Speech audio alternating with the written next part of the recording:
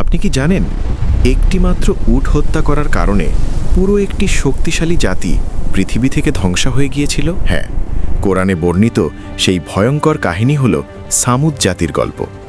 তারা ছিল শক্তিশালী, ধনী এবং উন্নত সভ্যতার অধিকারী, কিন্তু অহংকার, অবাধ্যতা এবং আল্লাহর নিদর্শনকে অস্বীকার করার কারণে তাদের ওপর নেমে এসেছিল এক ভয়ঙ্কর আযাব। আজ আমরা জানব কিভাবে একটি উট হত্যার মাধ্যমে শুরু হয়েছিল তাদের ধ্বংসের গল্প। ১. সামুদ জাতি কারা ছিল? হজরত নূহ আলাইহিস সালামের পর পৃথিবীতে অনেক জাতি বসবাস করত। তাদের মধ্যে একটি শক্তিশালী জাতি ছিল সামুদ জাতি। তারা বর্তমান সৌদি আরবের হিজর বা মাদাইন সালেহ এলাকায় বাস করত।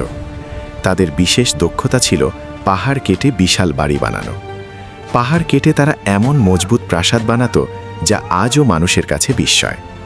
তাদের ধন সম্পদ, শক্তি ও প্রযুক্তি এত বেশি ছিল যে তারা ভাবতে শুরু করল, আমাদের কেউ ধ্বংস করতে পারবে না।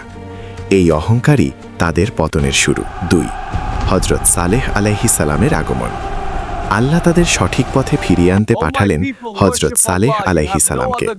তিনি তাদের বললেন, তোমরা আল্লাহর ইবাদত করো, মূর্তি পূজা ছেড়ে দাও। কিন্তু সামুদ জাতির অধিকাংশ মানুষ তাকে উপহাস করল। তারা বলল, যদি তুমি সত্যি আল্লাহর নবী হও তাহলে আমাদের জন্য একটি অলৌকিক নিদর্শন দেখাও। ৩. অলৌকিক উটের আগমন। তখন তারা একটি শর্ত দিল। তারা বলল, এই পাহাড় থেকে যদি একটি জীবন্ত উট বের হয় তাহলে আমরা বিশ্বাস করব। আল্লাহর হুকুমে হজরত সালেহ আলাইহিস সালাম দোয়া করলেন। এরপর ঘটল এক আশ্চর্য ঘটনা। মানুষের চোখের সামনে পাহাড় ফেটে বের হয়ে এলো একটি বিশাল উট। এটি ছিল আল্লাহর নিদর্শন। হজরত সালেহ আলাইহিস সালাম তাদের সতর্ক করে বললেন, এই উট আল্লাহর পক্ষ থেকে পাঠানো নিদর্শন, তোমরা এটাকে কষ্ট দেবে না।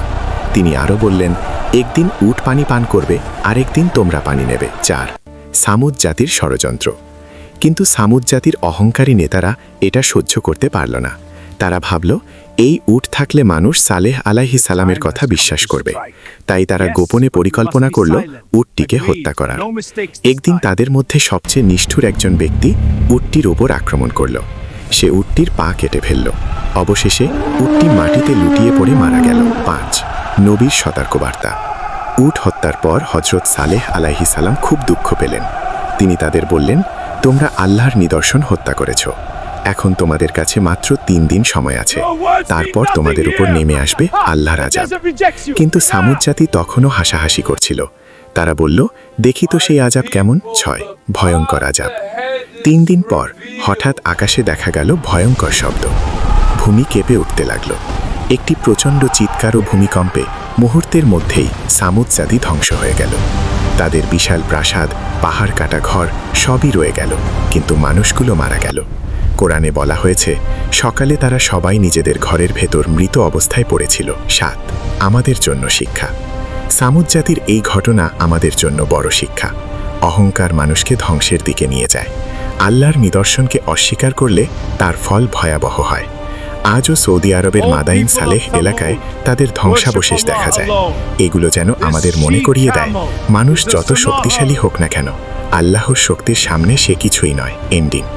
এই গল্পটি যদি আপনার কাছে শিক্ষণীয় মনে হয় তাহলে ভিডিওটি শেয়ার করুন, যাতে আরও মানুষ এই ঘটনা থেকে শিক্ষা নিতে পারে।